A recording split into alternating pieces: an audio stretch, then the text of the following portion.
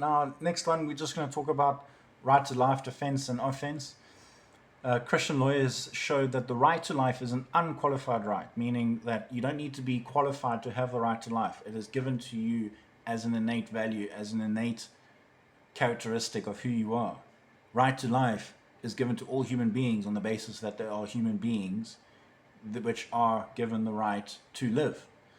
The state, of course, says that the right to life goes beyond mere existence, includes the right to live as a human being, be part of a community, and to share in the experience of humanity. Section 11 of the Constitution is promoted by the Choice Act to the extent that it's less restrictive, has less restrictive provisions, provide women with access to reproductive health care services that prevent or dramatically reduce the majority of deaths associated with illegal and unsafe termination of pregnancies. Let me make this clear. There is nothing safe about terminating your pregnancy.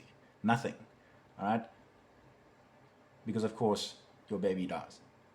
There's nothing safe about that. During the first 12 weeks of pregnancy, then they bring a summary of our abortion law according to gestational age. Well, my objection is, how can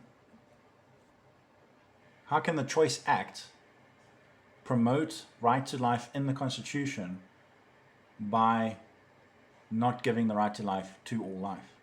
Recognizes human life as a human beings in the womb, it recognizes that, but doesn't afford provisions to that.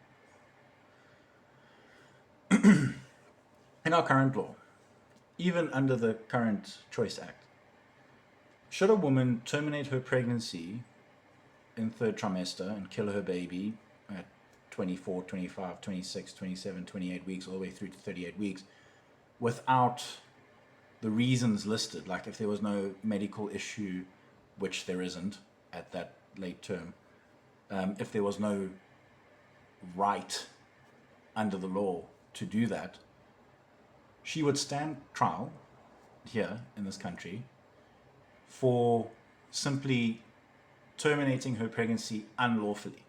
That carries a maximum sentence of 10 years. She is not given any charge of murder. So you can at least acknowledge that our law is consistent, because of course we see that for the preborn human being not to be a recognized human being with human rights, you can't then charge people with murder should they terminate that child that's in the womb. So that is true for the man who shot his girlfriend in the stomach, and that is true for any woman who terminates her child in the third trimester or even second trimester, and there wasn't any reason given that would justify what she has done. Again, she would stand trial, be found guilty of unlawful termination of pregnancy, and should be sentenced. She would not be given the murder charge, and that's an injustice. So how can our Choice Act say that they uphold right to life when, and then you try and come and list the summary of how our Choice Act works according to gestational age and say that that's a good thing, when there is no accountability given to the woman for the murder of her child. And all you've told her is that you've murdered your child, but you haven't done it legally, therefore that's wrong. It's the same outcome.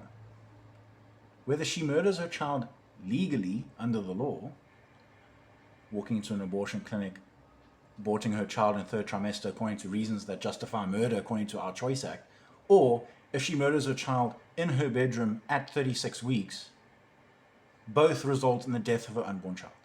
Both result in the murder of her unborn child.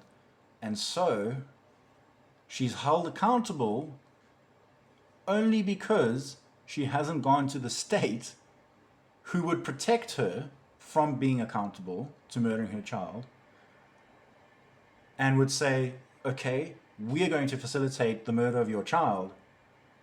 Well done, you've done it legally. They take her child, dead, from her. She goes home, a free woman, all because she's done it through the right channels. You see what I'm saying? Shocking.